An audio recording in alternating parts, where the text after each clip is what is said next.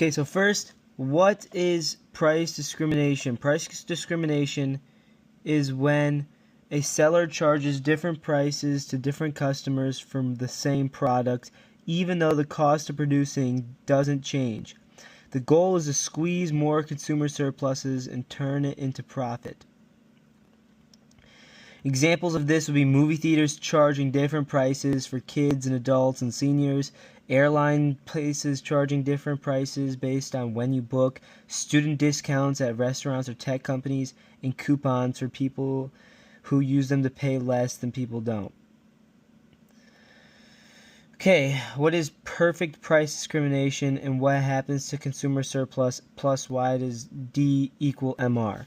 So, in a perfect price discrimination graph, D is equal to MR,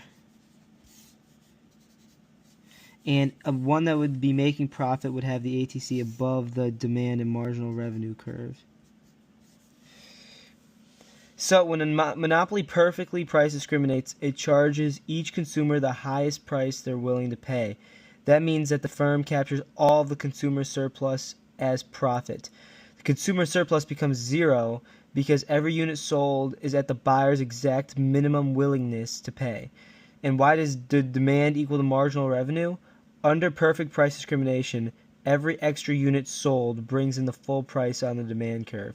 Since the firm doesn't have to lower the price on the previous units, marginal revenue is exactly equal to the demand curve. So now, what is a natural monopoly?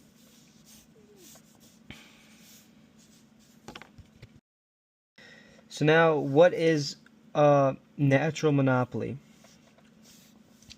A natural monopoly is something that it makes more sense for it to be a monopoly than there being competition. The graph looks like this with the ATC curve going down over time and the marginal revenue curve only crossing the ATC curve after a very long time. So some examples of this would be electric companies, water and sewage utilities, natural gas pipelines, cable and internet providers, and railroads. So what is an unregulated versus regulated natural monopoly pricing?